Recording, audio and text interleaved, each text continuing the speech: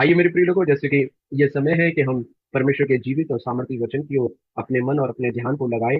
और आज इस शाम के समय मैं आप सभी के बीच में एक बहुत ही जाने माने व्यक्ति के बारे में कुछ बातें आपके बीच में रखना चाहता हूँ। उसके जीवन से कुछ बातें मैं आपको बताना चाहता हूँ। हम चलेंगे आज के शाम के थोड़ी देर के मनन और चिंतन के लिए उत्पत्ति की किताब और उसके 20वें अध्याय की ओर मैं आप सभी के ध्यान को केंद्रित करना चाहूंगा। उत्पत्ति का किताब, उसका 20 अध्याय, book of genesis and chapter number 20। और आज शाम के मनन के लिए हम उस पूरे अध्याय को, संपूर्ण अध्याय को आज शाम के मनन और चिंतन के लिए हम लेंगे और थोड़ी देर उस पूरे वचन के ऊपर हम चिंतन और मनन करेंगे। अध्याय लंबा है, इसीलिए मैं उसको अभी नहीं पढ़ रहा हूं। जैसे आवश्यकता होगी, जहां जहां जरूरत होगी, वहां वहां पर हम वचन को पढ़ेंगे। लेकिन वचन में जाने से पहले संक्षिप्त रूप से मैं आपको इस 20 अध्याय में उसे दर्ज की गई उस घटना को, या यूं कहे कि इस 20 अध्याय में क्या हो रहा है, उन बातों को आपके बीच में कुछ चंद शब्दों में रखना चाहता हूं, ताकि मुझे और आपको वचन गहराई के साथ समझ में आने पाए। जब हम इस 20 अध्याय को पढ़ते हैं तो 20 अध्याय जो है, अब्राहम, परमेश्वर का दास अब्राहम के बारे में बताता है।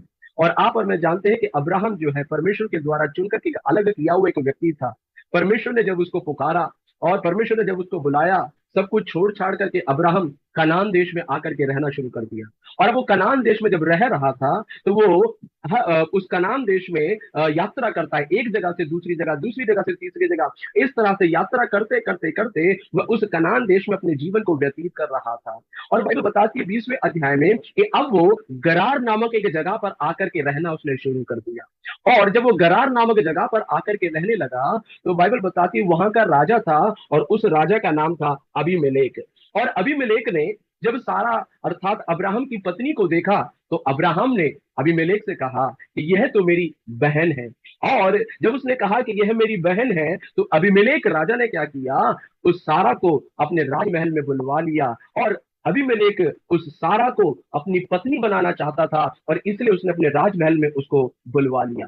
परमेश्वर के वचन को जब हम आगे पढ़ते हैं तो प्रभु का वचन ऐसे बताता है, जब सारा अबीमेलेक के राजभवन में थी, उस समय पर परमेश्वर ने अबीमेलेक से बातें की। रात के समय परमेश्वर ने स्वप्न में आकर अबीमेलेक से बातें करना शुरू किया, और परमेश्वर कहते हैं, सुन, जिस स्त्री को तूने रख लिया है उसके कारण तू मर जाएगा, क्योंकि वह एक सुहागिन है। और परमेश्वर आगे उसे कहता है कि उस स्त्री को वापस अब्राहम के पास लौटा दे, और वह तेरे लिए प्रार्थना करेगा, क्योंकि वो नबी है। और फिर परमेश्वर कहता है कि यदि तू ऐसा ना करे तो तू और तेरा सारा नगर क्या हो जाएगा, नाश हो जाएगा।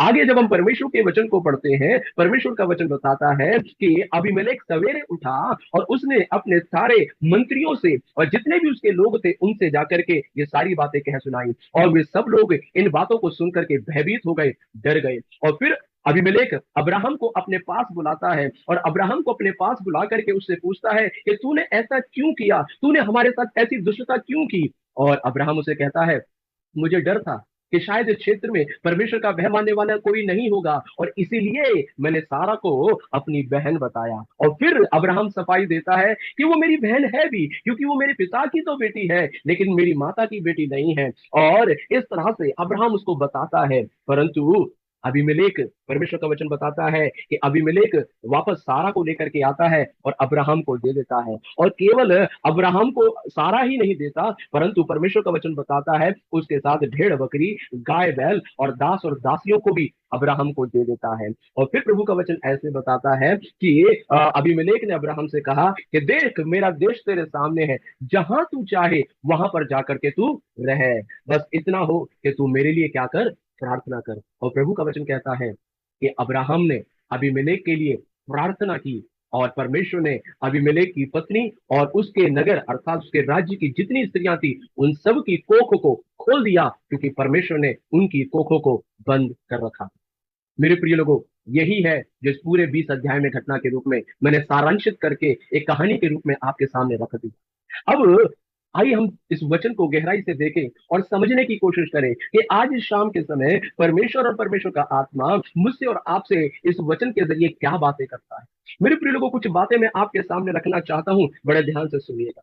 सबसे पहली बात, जब हम इस 20वें अध्याय में इस घटना को पढ़ते हैं तो एक सवाल से हम शुरू करेंगे।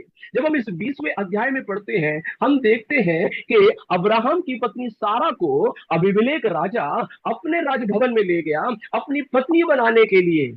सवाल आता है कि ऐसा क्यों हुआ, ऐसा क्यों हुआ। मेरे प्रिय लोगों, मैं इसका जवाब आपको बताना चाहता हूं।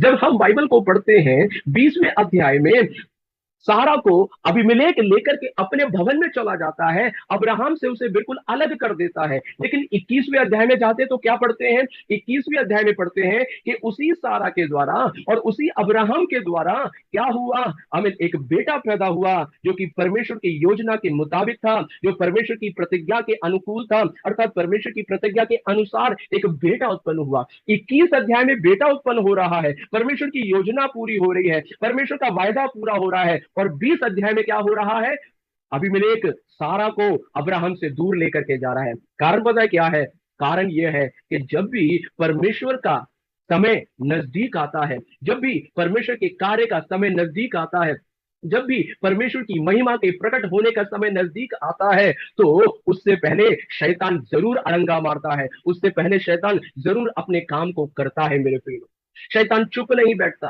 21वें अध्याय में परमेश्वर की योजना अब्राहम और सारा के जीवन में पूरी होने के लिए जा रही थी। 21वें अध्याय में परमेश्वर की प्रतिज्ञाएं उसके जीवन में पूरी होने के लिए जा रही थी। और हम यहाँ पर क्या देखते हैं, क्या देखते हैं, 20 अध्याय में उसी अब्राहम और सारा को हम अलग होते हुए देखते हैं। कारण यही है क्योंकि कहीं ना कहीं शैतान को मालूम था कि इसके जीवन में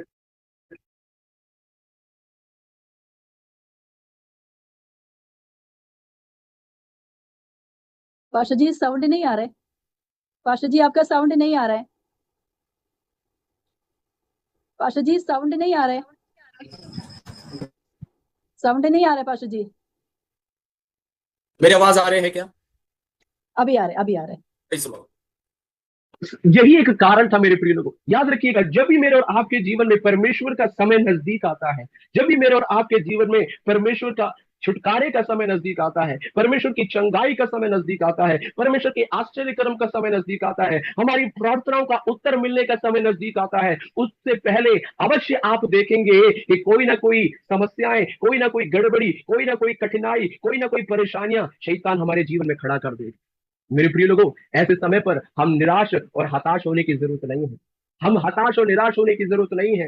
हो सकता है आज इस शाम के समय आप में से कई एक लोग कुछ तकलीफों से होकर के गुजर रहे होंगे। हो सकता है आप में से कई एक लोग कुछ ऐसी ही समस्याओं से होकर के गुजर रहे होंगे। आप प्रार्थना कुछ और कर रहे हैं लेकिन हो कुछ के उसके विपरीत ही रहा है। आप प्रार्थना कर रहे हैं कि प्रभु मैं उठ करके खड़ा हो जाऊं, परंतु आपकी परिस्थितियां और बिगड़ती जा रही है। आप प्रार्थना कर रहे हैं परमेश्वर मैं इन समस्याओं से निकल जाऊं, परंतु आपकी समस्याएं बढ़ती जा रही है। इस शाम के समय में आपको बताना चाहता हूं, निराश होने की आवश्यकता नहीं है। कारण पता है क्या है, अगर आपके जीवन में वो समस्याएं बढ़ रही हैं, आपके जीवन में वो परेशानियां बढ़ रही हैं, तो इसका मतलब आपके छुटकारे का समय नजदीक आ रहा है, आपके चंगाई का समय नजदीक आ रहा है, परमेश्वर के आश्चर्य कर्म जो आपके जीवन में प्रकट होने वाला है उसका समय नजदीक आ रहा है। इसलिए शैतान बौखलाया हुआ है, इसलिए शैतान परेशान है और वो भरपूर प्रयास कर रहा है कि कैसे भी करके आपके जीवन में परमेश्वर की महिमा, आपके घर में परमेश्वर के कार्य को प्रकट होने से रोक सके। मेरे शैतान का काम है रोकना।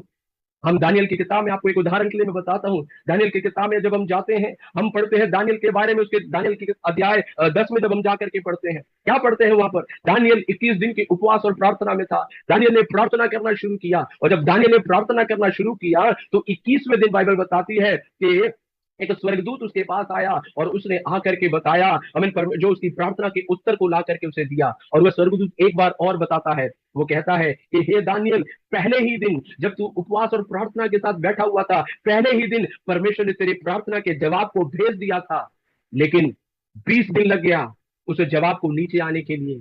उस जवाब को नीचे आने के लिए कारण यह है क्योंकि कोई है बीच में रोकने वाला, कोई है बीच में रोकने वाला। आप में से कईयों के, आप में से कईयों के जीवन के अंदर परमेश्वर की बड़ी महिमा, परमेश्वर ने तो अपने कार्य को कर दिया, परमेश्वर ने तो आपके जवाब को भेज दिया होगा, परमेश्वर ने तो अपने कार्य को कर दिया होगा, लेकिन कई एक अंधकार की शक्तियां हैं जो उसके रोक करके बैठी हुई हैं, जो उसको रोक करके रखा हुआ है। मेरे प्रिय लोगों, मैं आपको बताना चाहता हूं, नीचे दानियल, पहले दिन दानियल के प्रार्थना का उत्तर भेज तो गया, भेज तो दिया, लेकिन 20 दिन एक अंधकार की शक्ति उसको रोके हुए है। लेकिन उस 20 दिन में दानियल चुपचाप नहीं बैठा हुआ था। दानियल लगातार प्रार्थना करता रहा, प्रार्थना करता रहा, प्रार्थना करता रहा, दानियल प्रार्थना करता रहा। बाइबल कहती है परमेश्वर ने एक दूसरे स्वर्गदूत को भेजा, परमेश्वर ने एक दूसरे स्वर्गदूत को भेजा, परमेश्वर ने मिखाइल को भेजा, और वो मिखाइल आया और उस मिखाइल की सहायता से हमें दानियल के प्रार्थना का जवाब दानियल तक पहुंच गया। मेरे प्रिय, इस शाम के समय यहाँ पर इस सभा में जुड़ी हुई हमें कई बहनें हैं, मैं आपको प्रोत्साहित करना चाहता हूँ,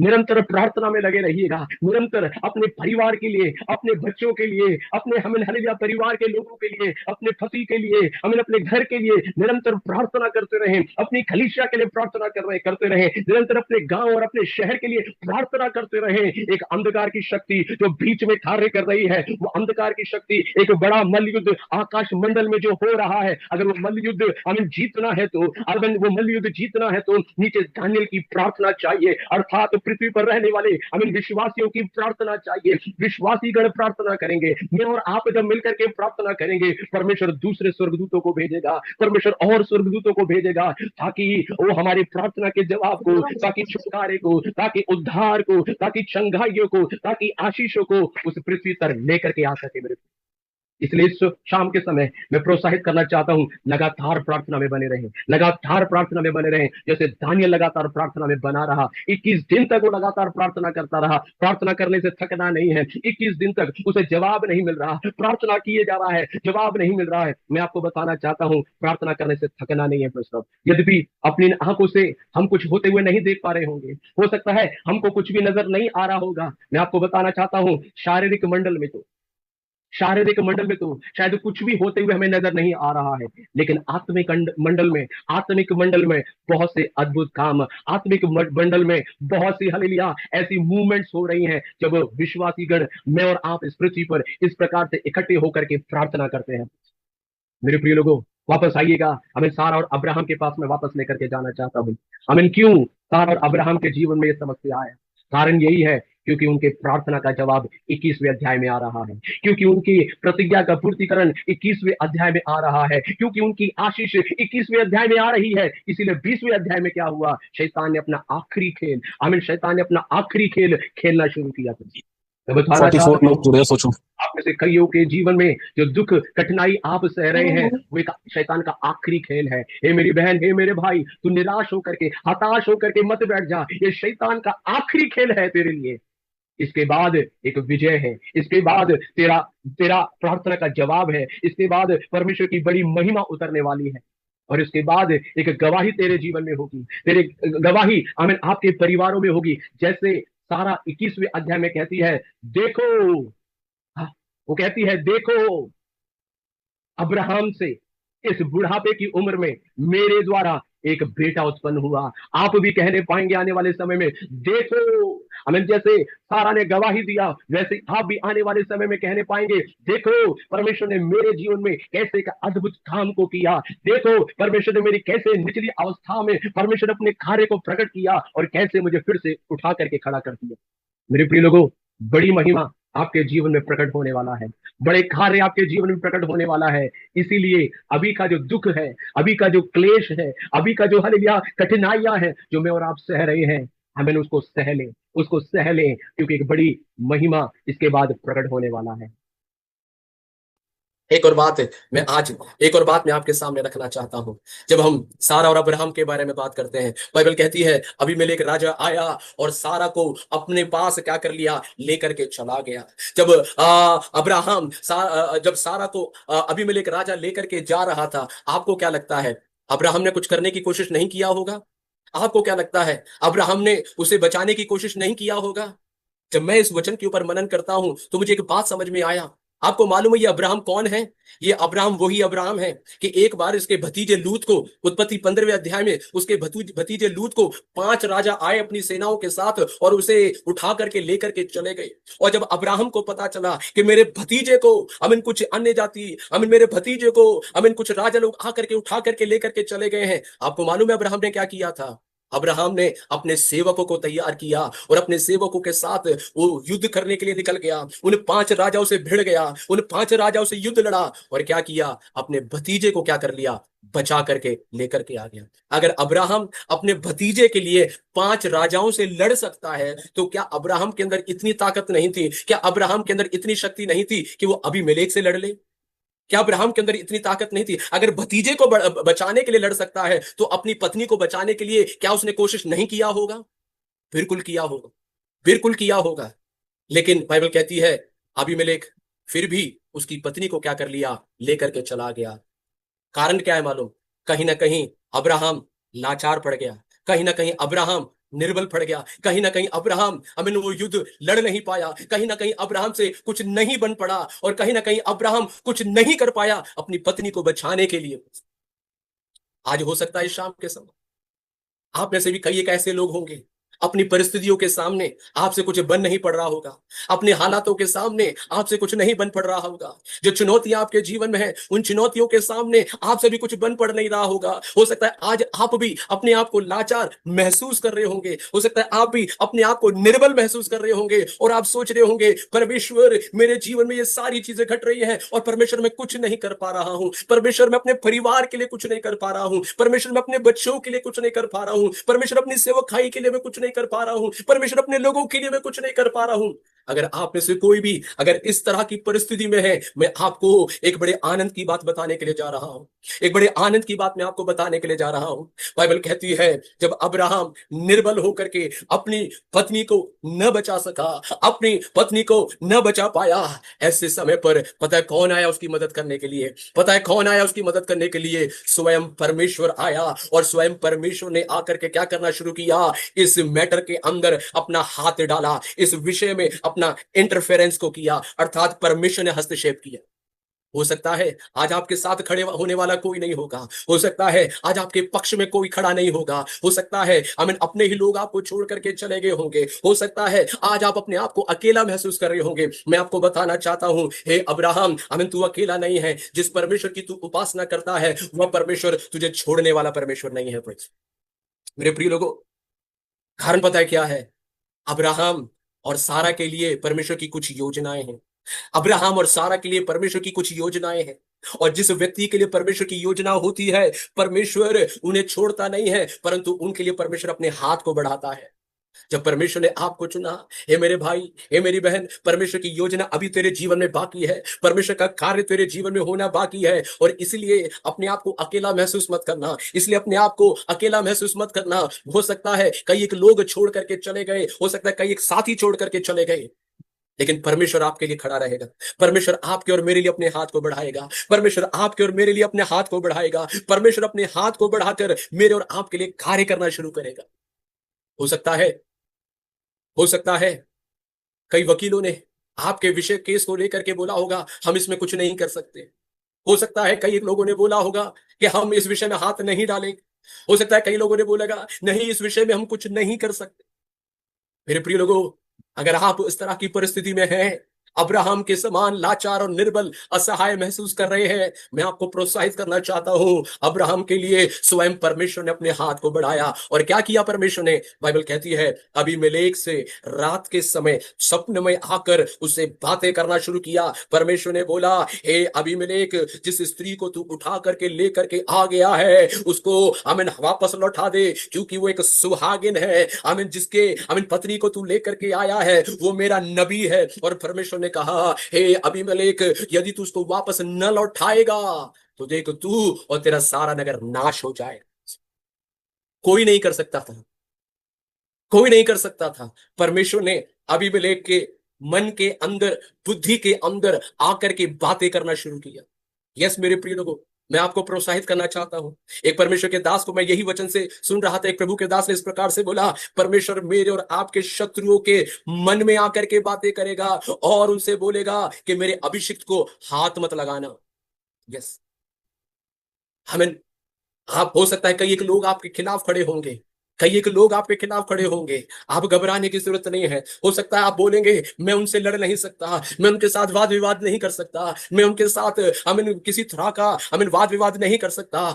करने की जरूरत नहीं है। तो प्रार्थना कर, परमेश्वर उनके मन में, परमेश्वर उनके स्वप्न में आकर, परमेश्वर दर्शनों में आकर के, परमेश्वर उनकी बुद्धि में आपके लिए बातें करना शुरू करेगा। हालेलुया, अब्राहम के लिए परमेश्वर ने क्या किया? अबीमेलेक से बातें करना शुरू की। मेरे प्रिय लोगों, वो परमेश्वर मेरे और आपके लिए भी करे। कारण पता है क्या है? हमें, क्योंकि अब्राहम और सारा के जीवन में परमेश्वर की कई योजना थी। मेरे प्रिय लोगों, इसलिए परमेश्वर ने उन्हें छोड़ा नहीं। वैसे ही परमेश्वर आपको और मुझे भी नहीं छोड़ने वाला, वो आपको और मुझे भी नहीं त्यागने वाला।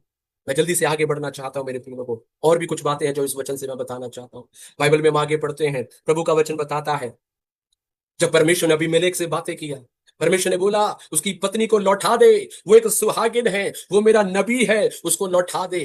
प्रभु का वचन कहता है, अबीमेलेक ने अब्राहम को बुलाया और अब्राहम को बुला करके सारा को क्या कर दिया? अब्राहम को लौटा दिया। सारा को अब्राहम को लौटा दिया। और जब अबीमेलेक ने सारा को अब्राहम को वापस लौटा दिया, तो केवल परमेश्वर ने केवल अबीमेलेक ने केवल सारा को ही नहीं लौटाया था।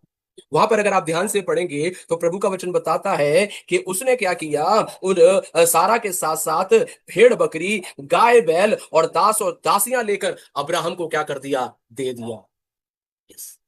इसका मतलब, ध्यान से सुनिएगा, इसका मतलब मेरा और आपका परमेश्वर, मेरा और आपका परमेश्वर न केवल वो वापस लौटाने वाला है, परंतु वो क्षतिपूर्ति करने वाला परमेश्वर भी है।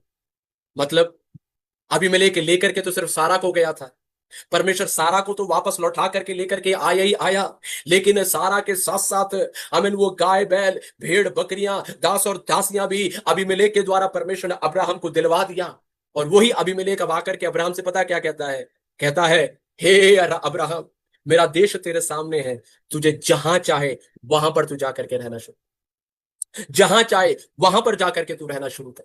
मेरे प्रिय लोगों, अब्राहम गरार में जब शुरू शुरू में आया, अब्राहम के अंदर कई एक डर था। ओ डर था उसके अंदर, अबीमेलेक के खिलाफ एक डर था, वहां के लोगों के प्रति एक डर था। और अब परमेश्वर ने क्या कर दिया? अब्राहम के उस डर को पूरी रीति से खत्म कर दिया। अब अब्राहम कहीं भी जाकर के रह सकता है। अब अब्राहम पूरे देश में, अर्थात गरार के उस अबीमेलेक राजा के राज्य के किसी भी कोने में जाकर के, मन चाहे राज्य में जाकर के रह सकता है।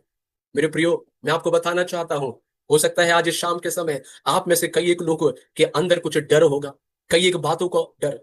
हो सकता है आपकी सेवकाई के प्रति कोई डर, हो सकता है अपने परिवार के प्रति कोई डर, हो सकता है अपने बच्चों के प्रति कोई डर, हो सकता है अपनी नौकरी के प्रति कोई डर। मैं आपको बताना चाहता हूं, आप परमेश्वर के बेटा और बेटियां हैं, मैं और आप परमेश्वर के बेटा और बेटी हैं। और बाइबल कहती है कि मैं परमेश्वर के पास गया और उसने मुझे पूरी रीति से निर्भय किया। परमेश्वर, आमीन, मुझे और आपको पूरी रीति से निर्भय करने वाला परमेश्वर। यस, परमेश्वर निर्भय करेगा। आमीन। आप परमेश्वर के समीप आए और अपने सारे डर को परमेश्वर के आगे रखे, परमेश्वर उन सारी बातों को आपके अंदर से दूर करेगा। हालेलुया। मैं जल्दी से और भी कुछ बातें आपके बीच में रखना चाहता हूं। बाइबल कहती है, अबीमेलेक राजा आया और उसने सारा को तो लौटाया ही लौटाया, परंतु सारा के साथ साथ उसने भेड़ बकरी गाय बैल नौकर और नौकरानियों को भी, दास और दासियों को भी उसे दे दिया। मेरे प्रियो, हो सकता है बीते दिनों में, है ना, आपने और मैंने कई बातों को खोया होगा, आपने और मैंने कई चीजों को गवाया होगा, आपने और मैंने हो सकता है कई एक आशीषों को खोया होगा। प्रेस मेरे प्रियो, परमेश्वर वापस लौटा करके लाने वाला परमेश्वर, परमेश्वर वापस लौटा करके लाने वाला परमेश्वर। अगर आपने प्रभु के लिए कुछ खोया है, अगर आपने प्रभु के लिए कुछ गवाया है, अगर आपने विश्वास के कारण कुछ खोया है, मैं जानता हूं कई एक जगहों पर इन दिनों में प्रभु के लिए खड़ा रहना इतना आसान नहीं है। कई बार कई जगहों पर विश्वास में खड़े होने के कारण कई तरह के हानि को हमें उठाना पड़ता है। इब्रानियों की किताब में हम पढ़ते हैं, इब्रानियों की किताब जिन लोगों के लिखा गया, वे ऐसे लोग थे, विश्वास के कारण उनके धन संपत्ति उनसे छीन लिया गया था, विश्वास के कारण उनसे घर बार छीन लिया गया था, विश्वास के कारण उसके जमीन जायदाद उनसे छीन लिया गया था, विश्वास के कारण उनका पुरखों के द्वारा मिलने वाला जो हिस्सा था वो उनसे छीन लिया गया था। हो सकता है आज आप में से कई एक लोग इस तरह के अनुभव में होंगे। हो सकता है आप में से कई एक लोगों ने आमीन प्रभु पर विश्वास करने के कारण, बाइबल पढ़ने के कारण, ओ प्रभु पर विश्वास करने के कारण कई एक प्रकार की हानि, कई एक प्रकार के नुकसान को सहा है। परंतु एक बात मैं आपको बताना चाहता हूं, एक दिन पतरस यीशु के पास आया और पतरस ने आकर के यीशु से पूछा, हे प्रभु, हमने तेरे लिए ये सारी चीजें त्याग दी, हमने तेरे लिए ये सब कुछ छोड़ दिया, हमने तेरे लिए सब कुछ त्याग दिया, हमें क्या मिलेगा? हमें क्या मिलेगा? आपको मालूम है यीशु ने क्या जवाब दिया? आपको मालूम है यीशु ने क्या जवाब दिया? यीशु ने कहा, कितना मिलेगा? यीशु ने कहा 100 गुना मिलेगा। हालेलुया। क्या कहा यीशु ने? 100 गुना मिलेगा। मैं आपको एक बात बताना चाहता हूं, हमारी गिनती और परमेश्वर की गिनती में बड़ा अंतर है। हमारी गिनती पता है कैसी है? हमारी गिनती शुरू होती है 1 2 फिर 3 फिर 4 फिर 5 या 6। लेकिन परमेश्वर का गिनती पता है, ये वाला गिनती नहीं है। परमेश्वर का गिनती है 2 गुणा 2 4, 4 गुणा 4 16, 16 गुणा 16 32। परमेश्वर का गिनती ऐसे चलता है। बाइबल में हमेशा याद रखिएगा, जब भी यीशु ने कुछ प्रतिज्ञाओं के बारे में कहा, जब भी यीशु ने कुछ आशीषों के बारे में कहा, परमेश्वर ने उसको मल्टीप्लाई करने के लिए कहा। परमेश्वर की गिनती ऐड करने वाला गिनती नहीं है, परमेश्वर गुणा करने वाला परमेश्वर है। और यदि आपने और मैंने प्रभु के लिए कुछ खोया, कुछ त्यागा, कुछ हानि उठाया, कुछ नुकसान उठाया है, तो परमेश्वर हमें नंबर 1 100 गुना स्वर्ग में देगा और उसके साथ साथ इस पृथ्वी पर भी देगा। कहता है यस, उसका 100 गुना मुझे और आपको मिलेगा। मेरे मेरा और आपका परमेश्वर मल्टीप्लाई करने वाला परमेश्वर है। अब्राहम से परमेश्वर ने कहा आई विल मल्टीप्लाई यू। परमेश्वर ने कहा मैं तुझे गुणात्मक करूंगा। प्रभु की गिनती गुणात्मक करने वाली गिनती है। बाइबल की गिनती गुणात्मक करने वाली गिनती है। यीशु ने कहा 100 गुना दूंगा। मेरे प्रिय लोगों, गुणा करने वाला परमेश्वर। हालेलुया। इसीलिए अगर आपने कुछ खोया है, आपने कुछ त्यागा है, निराश मत हो। ऐसा सोच करके मैं मत बैठे अब क्या होगा। मेरा परमेश्वर उसे वापस लौटा करके आए। न केवल भौतिक बातें, न केवल भौतिक बातें, परंतु आपको मालूम है परमेश्वर क्या क्या लौटा सकता है। एक बार एक परमेश्वर के दास के द्वारा मैं परमेश्वर के वचन को सुन रहा था और उस प्रभु के दास ने सारा के बारे में एक बात बताया, जो कि शायद मैंने और आपने, मुझे मालूम नहीं, सुना होगा या नहीं सुना होगा। परमेश्वर क्या क्या लौटा सकता है। परमेश्वर रुपया पैसा भी लौटा सकता है, लेकिन परमेश्वर जीवन, समय और जवानी को भी लौटाने वाला परमेश्वर। हम कई बार बोलते हैं समय निकल गया अब क्या होगा, मेरा उम्र निकल गया अब क्या होगा। आप ऐसे कई लोग सोच रहे होंगे अब तो मेरा उम्र खत्म, अब तो मेरा उम्र निकल चुका है, अब क्या होगा, मेरा समय निकल चुका है, अब क्या होगा। मैं आपको बताना चाहता हूं, सुनिएगा बड़े ध्यान से। इसी सारा के बारे में बात मैं आपको बताना चाहता हूं। आपको मालूम है 15वें अध्याय में, सॉरी 15 नहीं, 17 18वें अध्याय में, 18वें अध्याय में जब 3 स्वर्गदूत अब्राहम के घर पर आए थे और उन्होंने कहा था कि हे अब्राहम तेरी पत्नी कहाँ है? उसने कहा तंबू में है। और उन्होंने कहा कि तेरी पत्नी सारा के एक अगले वसंत ऋतु में हम फिर आएंगे और उसके द्वारा एक बेटा उत्पन्न होगा। तो सारा पता है पीछे क्या कर रही थी तंबू में खड़े होकर के? आप बाइबल जानते हैं तो आप बिल्कुल जानते होंगे। बाइबल कहती है सारा अंदर हंस रही थी। और क्यों हंस रही थी सारा? क्योंकि कहती है क्या मुझ बूढ़ी औरत को कोई संतान प्राप्ति हो सकती है क्या? सुनिएगा बड़े ध्यान से। इसका मतलब 18वें अध्याय में ही सारा क्या थी? बूढ़ी थी। सारा क्या थी? बूढ़ी थी। अब आ जाइएगा 20वें अध्याय में। उसी सारा को अब एक राजा आता है और उसे क्या करता है? अपनी पत्नी बनाने के लिए ले जाता है। तो क्या वो अबीमेलेक राजा बूढ़ी सारा को लेकर के क्या होगा? नहीं। 18वें अध्याय में शायद सारा बूढ़ी थी, लेकिन परमेश्वर ने अमीन उसके शरीर को क्या कर दिया? फिर से हरा भरा कर दिया। परमेश्वर ने उसकी जो उम्र जो बीत गई थी, अमीन उसके शरीर की अवस्था जो क्या हो चुकी थी, बिल्कुल बिगड़ चुकी थी, परमेश्वर ने उसको दोबारा से सुधारा। अर्थात परमेश्वर ने उसकी जवानी को वापस लौटा करके दिया। आज शाम के समय इस तरह से सोच करके बैठे हुए लोग, मेरा समय निकल गया है, मेरा उम्र निकल गया है, ऐसे सोच करके बैठे हुए लोगों में आपको कहना चाहता हूं परमेश्वर लौटा करके लाने वाला परमेश्वर है। वो आपके समय को भी वापस लौटा करके देगा। वो आपकी उम्र, वो आपके उसके उस बल को, आपके उस सामर्थ्य को और आपके उस हालेलुया उस शारीरिक अवस्था को भी। आप में से कई एक लोग शायद बीमारियों के कारण इतने परेशान हो गए होंगे, लेकिन मैं आपको बताना चाहता हूं परमेश्वर आपके शरीर को फिर से भला चंगा करके खड़ा कर देगा। Praise hallelujah. वापस आइएगा मेरे को। हम सारा और अब्राहम के बारे में सीख रहे हैं। राजा आया और राजा आकर के क्या करता है? उसे सारा को तो वापस देता ही देता है, परंतु उसके साथ भेड़ बकरियां, गाय बैल और नौकर और दास और दासियां भी उसको देता है। परमेश्वर वापस लौटा करके लाने वाला परमेश्वर है। और केवल जो आपने खोया है वही लौटा करके नहीं आएगा, परंतु आपका जो भी हानि उठा है, आपका जो कुछ भी हुआ है, उस सब की क्षतिपूर्ति परमेश्वर कराएगा। उस सब की, हमें हालेलुया इंग्लिश में बोलते हैं रिकम्पनसेट, परमेश्वर उसका रिकम्पनसेशन भी देगा। फ्रेंड्स मेरे प्रिय लोगों, विश्वास कर लीजिएगा। फ्रेंड्स मैं जल्दी से आगे बढ़ना चाहता हूं। जब हम आगे अब्राहम और सारा के बारे में पढ़ते हैं, परमेश्वर ने अबीमेलेक से एक बात और कहा था। अबीमेलेक से परमेश्वर ने कहा, हे अबीमेलेक, वो मेरा नबी है, वो मेरा नबी है, और वो तेरे लिए क्या करेगा? प्रार्थना करेगा।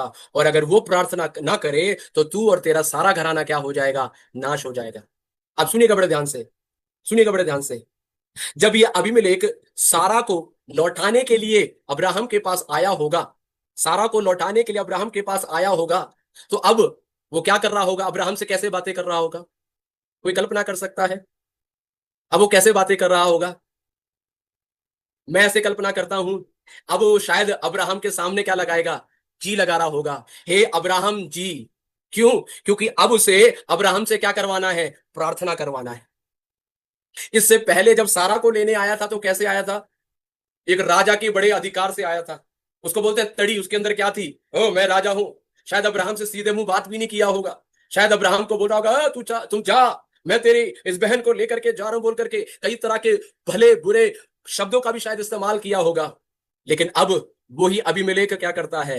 अब्राहम के पास आता है, अब्राहम से कहता है, हे अब्राहम, अमीन, ये तेरी पत्नी, इसको मैं वापस देता हूं, इसके साथ साथ दास और दासियों को भी मैं तुझे देता हूं, उसके साथ साथ तुझे जहां तुझे रहना है वहां पर तू रहे, परंतु अब तू मेरे लिए क्या कर दे? हे अब्राहम, मेरे लिए प्रार्थना कर दे। सुनिएगा बड़े ध्यान से, मेरा और आपका परमेश्वर शत्रुओं के सामने हमारे सिर को ऊंचा करने वाला परमेश्वर है फ्रेंड्स। मेरा और आपका परमेश्वर शत्रुओं के सामने मेरे और आपके सिर को ऊंचा करने वाला परमेश्वर है। यही अबीमेलेक एक समय पर आकर के अब्राहम को बुरा भला बोल करके चला गया, लेकिन अब वही अबीमेलेक आकर के अब्राहम के सामने क्या कर रहा है? हाथ जोड़ रहा होगा, अब्राहम से विनती कर रहा होगा, हे अब्राहम, मेरे लिए प्रार्थना कर दे। हे अब्राहम, अगर तू प्रार्थना नहीं करेगा तो परमेश्वर हमारे नगर को और मुझे भी नाश कर देगा। आज शाम के समय फिर से मैं बताना चाहता हूं, मेरे प्रिय लोगों, हो सकता है आपके जीवन में कई एक लोगों ने कई तरह की बुरी बातें आपके खिलाफ बोला होगा। हो सकता है आपने कई एक तानों का सामना किया होगा।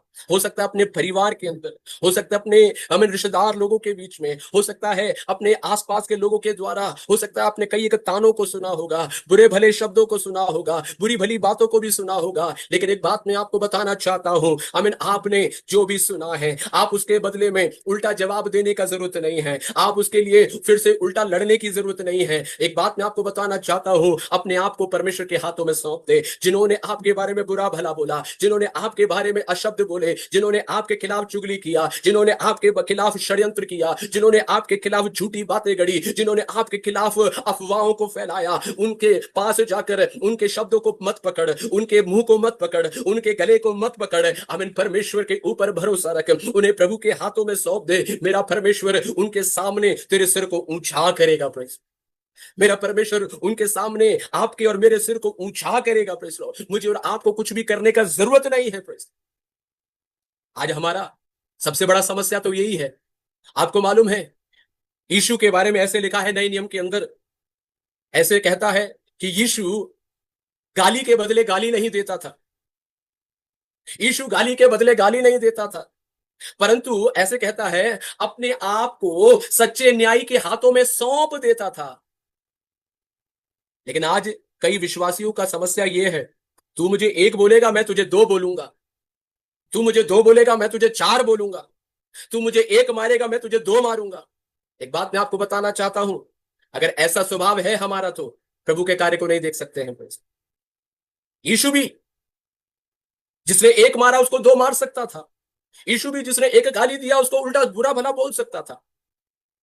लेकिन यीशु ने क्या किया? अपने आप को सच्चे न्याय के हाथों में सौंप दिया। अपने विषयों को, अपने झगड़ों को, अपनी लड़ाइयों को परमेश्वर को देना सीखिए, परमेश्वर के हाथों में देना सीखिए, प्रभु के हाथों में दे दीजिए। आपके पड़ोसी ने आपके खिलाफ कुछ उल्टा सीधा बोला, प्रभु के हाथों में सौंप दीजिए। आपके रिश्तेदार ने आपके साथ कुछ उल्टा सीधा बोला, षड्यंत्र रखा, झूठी बातें गढ़ी, प्रभु के हाथों में दे दीजिए, सच्चे न्यायी के हाथों में। देखिए, सच्चा न्यायी, वो परमेश्वर पक्षपात नहीं करता है, वो सच्चा न्यायी है और वो एक दिन उसका न्याय करेगा। हमें ये डर लगता है पता नहीं परमेश्वर न्याय करेगा भी नहीं करेगा, इसलिए हम ही न्याय कर लेते हैं। नहीं, सच्चे न्यायी के हाथों में देना शुरू करें, और जब सच्चे न्याय के हाथों में सौंपेंगे, परमेश्वर अपने समय पर अद्भुत कार्य करने वाला परमेश्वर है। Hallelujah, hallelujah. जल्दी से एक दो बातें और बता करके मैं समाप्त करना चाहता हूं। परमेश्वर हमारे शत्रुओं के सामने हमारे सिर को ऊंचा करने वाला परमेश्वर, लेकिन अपने विषयों को प्रभु के हाथों में देना सीखें। अपने समस्या, अपने लड़ाई, अपने झगड़े, अपने वाद विवादों को, अपने आमीन जो भी आपके समस्या है उसको प्रभु के हाथों में देना सीखें। लोग आपके बारे में बुरा भला बोल रहे हैं, प्रभु के हाथों में सौंप दें। लोग आपके बारे में षड्यंत्र रच रहे हैं, प्रभु के हाथों में सौंप दें। लोग आपके बारे में योजनाएं बना रहे हैं, प्रभु के हाथों में सौंप दें। भजनकार दाऊद भी तो यही करता था, दानियल ने भी तो वही किया। प्रभु के हाथों में दें। परमेश्वर उन्हीं शत्रुओं के सामने मेरे और आपके सिर को ऊंचा करेगा। दाऊद भजन संहिता में कहता है, उसने मेरे सिर को ऊंचा किया है, मेरे सिंग को उसने ऊंचा किया। परमेश्वर ऊंचा करने वाला है। अब अबीमेलेक आकर के क्या बोल रहा है, हे अब्राहम, मेरे लिए तू क्या कर, प्रार्थना कर। अब्राहम के सिर को परमेश्वर ने क्या किया, ऊंचा किया। जल्दी से मैं आगे कुछ 5 मिनट में मैं समाप्त करने के लिए जा रहा हूं। प्रेज़। बाइबल कहती है, जब अबीमेलेक ने अब्राहम को उसकी पत्नी और सारी चीजें ला करके दे दी, प्रभु का वचन कहता है अब्राहम ने अबीमेलेक के लिए क्या किया, प्रार्थना किया। अब्राहम ने अबीमेलेक के लिए क्या किया, प्रार्थना की। 1 मिनट रुकिएगा। क्या आपको आपको क्या लग रहा है, अब्राहम के लिए आसान होगा अबीमेलेक के लिए प्रार्थना करना? सोचिएगा, थोड़ी एक क्षण रुक करके जरा सोचते हैं। क्या अब्राहम के लिए अबीमेलेक के लिए प्रार्थना करना आसान होगा? नहीं। अब्राहम को याद आ रहा होगा, ओ हे अबीमेलेक, जैसे अभी तू गिड़गिड़ा रहा है। आमीन, मैं भी जब तू मेरी पत्नी को लेकर के जा रहा था, मैं भी तेरे सामने गिड़गिड़ा रहा था। मैं भी तुझसे कह रहा था, हे अबीमेलेक राजा, आमीन, सारा को मत लेकर के जाओ। हे अबीमेलेक राजा, तरस खाओ, दया करो। अब्राहम को याद आ रहा होगा, मैं भी तेरे सामने गिड़गिड़ा रहा था हे अबीमेलेक।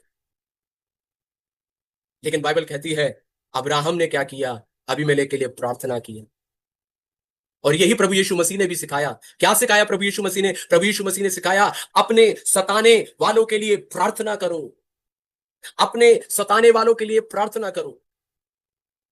लेकिन एक चीज उसके साथ में और जोड़ना चाहता हूं, प्रार्थना करने से पहले, प्रार्थना करने से पहले उन्हें क्षमा करो।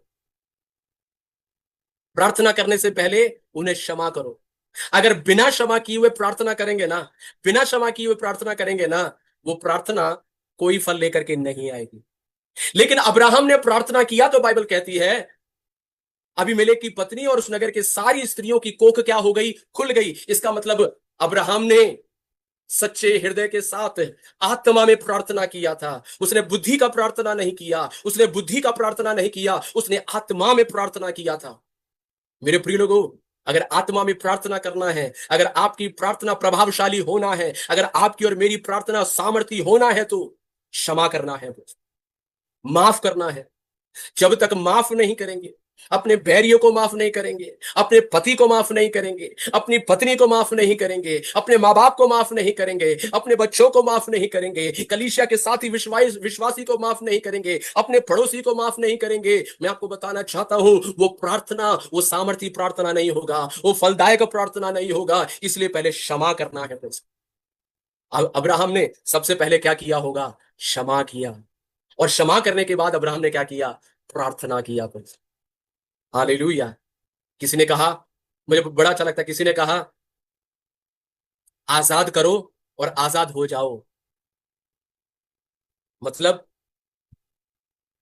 जिन लोगों के बारे में आप और मैं बातें पकड़ करके मन के अंदर रख करके बैठे हुए हैं, उससे पता है क्या हो रहा है? नंबर 1, पहले तो आपका आत्मिक जीवन बंद रहा है, आपका प्रार्थना का जीवन बंद रहा है। और नंबर 2, जिसके बारे में आप लेकर के पकड़ करके सोच करके बैठे हैं, वो भी बंधा हुआ है। आज कई बार हम आत्मिक जीवन में उन्नति क्यों नहीं कर पा रहे? कई बार अभिषेक और सामर्थ्य में क्यों उन्नति नहीं कर पा रहे? कई बार क्यों दान वरदानों को इस्तेमाल नहीं कर पा रहे? कारण यही है, क्योंकि कईयों की बातों को पकड़ करके हम रखे हुए हैं, जिन्होंने हमें जकड़ के रखा है, और इसलिए कई बार वो आत्मिक उन्नति हो नहीं पा रहा है। ना खुद का हो रहा है, ना दूसरे का हो रहा है। और कई बार ये पति पत्नी के बीच में बहुत होता है, कई बार साथी विश्वासियों के बीच में बहुत होता है।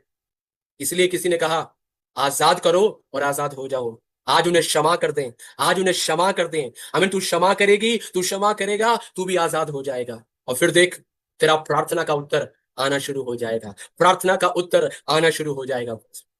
अब्राहम ने अबीमेलेक के लिए प्रार्थना किया, लेकिन मैं विश्वास करता हूं पहले उसने माफ किया होगा। अय्यूब के लिए आसान नहीं था।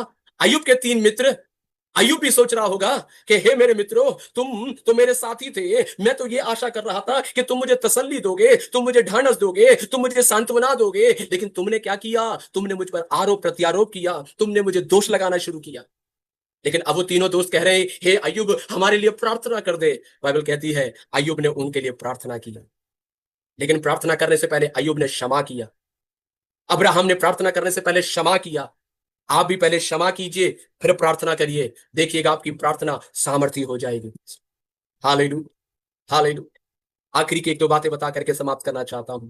बाइबल कहती है अब्राहम ने प्रार्थना किया, और क्या प्रार्थना किया अब्राहम ने? अब्राहम ने प्रार्थना किया, परमेश्वर, इस नगर के सारे लोगों की जो स्त्रियों की कोख बंद पड़ी है, प्रभु उन सब की कोखों को क्या कर दे? खोल दे, खोल दे। और बाइबल कहती है अब्राहम ने प्रार्थना किया और उन सब की कोख क्या हो गई? खुल गई। लेकिन कौन है अब्राहम जिसकी पत्नी की खुद की कोख क्या है? बंद पड़ी हुई है। उसकी खुद की पत्नी का कोख बंद है, दूसरों के लिए प्रार्थना कर रहा है, दूसरा को कोख खुल जा रहा है। विशेष करके मेरी आवाज को सुनने वाले हमें से कई एक सेवक गण हैं, ये हमारे साथ बहुत होता है। जब हम सेवकाई में होते हैं, दूसरों के लिए प्रार्थना करते हैं, तुरंत छुटकारा मिल जाता है। दूसरों के लिए प्रार्थना करते हैं, तुरंत चंगाई मिल जाती है। लेकिन हो सकता है उसी विषय के लिए अपने घर में प्रार्थना कर रहे होंगे, लेकिन अपने घर में कुछ नहीं नजर आता। कई बार हमारे मन के अंदर आता होगा, प्रभु मुझे तो छुटकारा नहीं मिला, इनके लिए मैं कैसे प्रार्थना कर दूं? प्रभु मैं खुद इन समस्याओं से जूझ रहा हूं, इनके लिए मैं कैसे प्रार्थना करूं? ये मेरे प्रिय लोगों, सुनिएगा बड़े ध्यान से। ये सोच करके कि मुझे तो छुटकारा नहीं मिला, मैं कैसे प्रार्थना करूं, किसी के लिए प्रार्थना करने से रुकना नहीं है। परमेश्वर आपको इस्तेमाल करेगा, परमेश्वर आपको इस्तेमाल करेगा, परमेश्वर उन लोगों के बीच में प्रभु आपको इस्तेमाल करेगा, परमेश्वर आपके जरिए अद्भुत चिन्ह और चमत्कार करेगा। हो सकता है आपकी परिस्थितियां कैसी भी क्यों ना हो सकता है आपका हालात कैसे भी क्यों ना हो सकता है आप खुद बीमार होंगे, लेकिन परमेश्वर दूसरों के लिए आपको इस्तेमाल करेगा। Praise hallelujah, hallelujah. मेरे प्रिय लोगों, आखिरी बात बता करके मैं समाप्त करना चाहूंगा। बाइबल कहती है 20वें अध्याय में अब्राहम ने प्रार्थना किया, अबीमेलेक के नगर और अबीमेलेक की पत्नी की कोख क्या हो गई? खुल गई। 20वें अध्याय में अब्राहम ने प्रार्थना किया, उन सब की कोख खुल गई, और 21वें अध्याय में सारा की कोख खुल गई। हालेलुया।